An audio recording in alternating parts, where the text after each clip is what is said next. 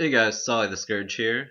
Today I want to share with you my Mod 13 DPS build that I use. There was a lot of big Scourge Warlock changes that came with Mod 13, so I wanted to cover some of them.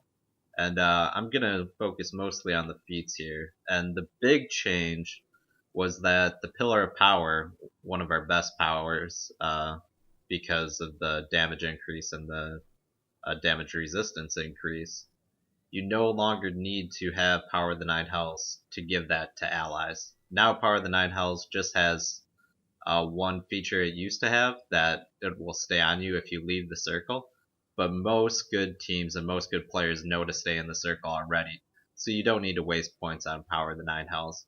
Additionally, my cooldown timer is on at 6 seconds, so if people are leaving the circle, I can drop it on them in another 6 seconds, so it's not worth spending the points in Power 9 Hells anymore. That opens up a lot of new possibilities. The main thing is now that I don't have to spend points in the Damnation tree, I can go down into Temptation for Dark Revelry, which I do use. This build, I would say you want one other DPS, 2 or 3 DPS in the group. This build's good. Otherwise, if you're the only DPS, boosting your power here with Dark Revelry might not be the best thing. You just take more personal DPS feats, but as long as there's another DPS, and especially if you're doing Cradle of the Death God, which is the new trial they introduced in Mod 13, you want Dark Revelry here. So I'm gonna go all the way back to the front to show you guys all my feats. You can see I've got Toughness here for additional Roar of Courage damage, free crit. I've only got 1 of 5 in Energizing Curse. I've got a Tensors on for my equip power, so I've got plenty of recovery. It's not a big deal for me. Empowered Rituals, more encounter damage.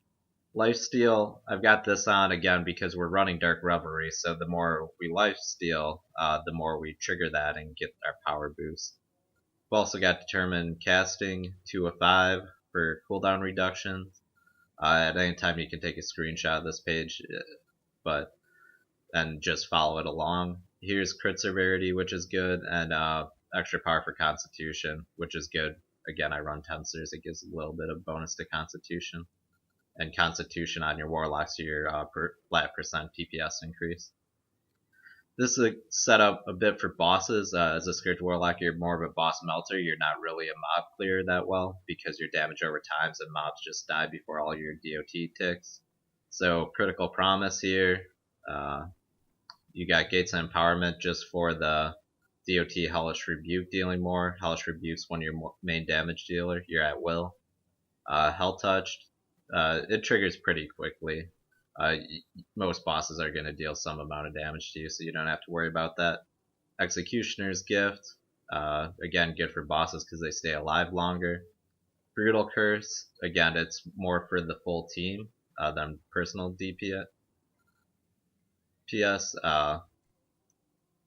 But actually, this one just deals damage boost for you. It's not that bad. I like it over Murderous Flames. I'll show you why. I've got my encounter set up without Murderous Flames here in a second. And Creeping Death. Basically every DPS is Fury Capstone here. And then you're going down to, again, Dark Revelry. Power boost by 20%. You're triggering it non-stop. You lifesteal a lot on Warlock. The Warlock's built around the lifesteal mechanic, so it's pretty easy to get points in that. And you've got so many damage triggers that it just procs all the time. Then Compound Soul versus Hellish Condemnation. Basically, I generally have a lot more hit points than most other players in the group. So I run Compound Soul, which is based off of my max hit points, rather than this being based around kind of the team's hit points and how long they're going to stay alive. I run a lot of hit points because you run with a Pally and get bonus damage with the Roar of Courage. And then Hope Stealer, again, just increasing your lifesteal chance to make sure Dark Revelry's proccing. So then I'm going to focus and show you my powers here. As you can see, I'm running Pillar of Power. It's great for yourself and allies. I'm running Warlock's Bargain. It's quick. The main reason for running Warlock's Bargain is it actually damages yourself by 15% when you cast it. It's not a big deal because you heal it up right away. You can see my life total move.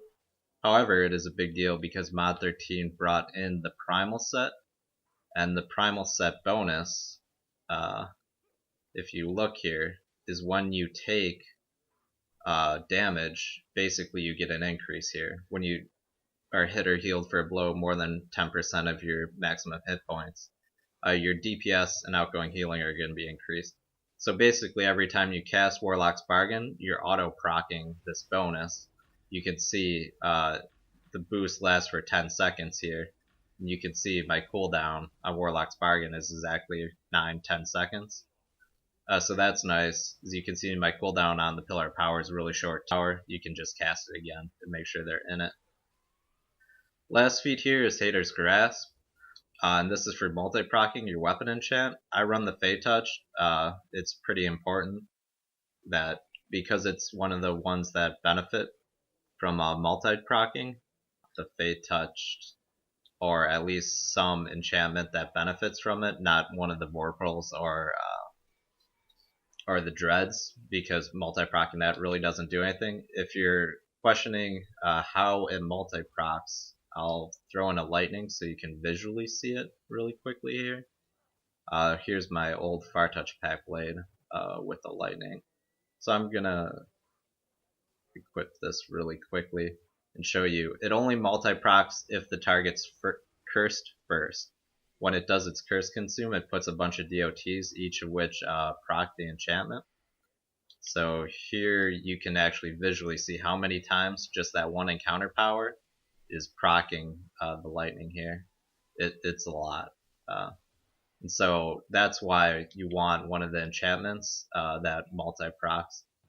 If you don't have a multi-proccing, if all you can afford is a Dread or a Vorpal, if that's all you got to work with, you're probably better off with Killing Flames for bosses.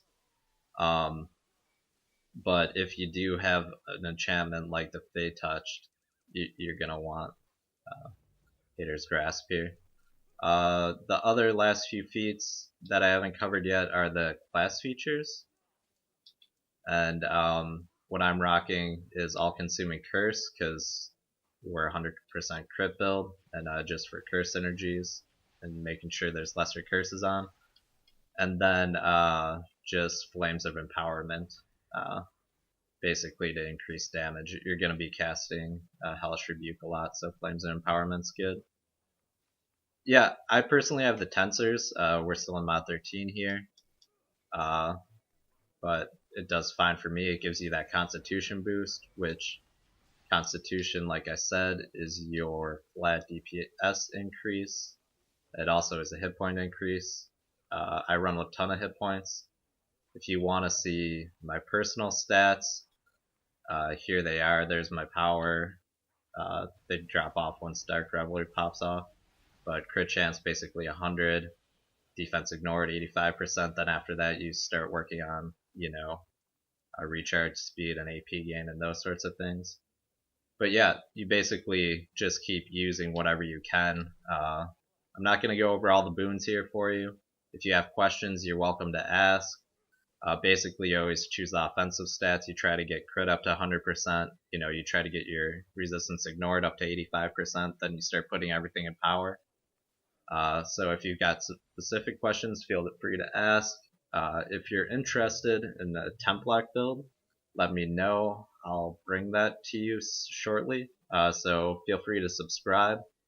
Here my equipment's a bit messed up. I haven't had very good luck with the hunt equipment.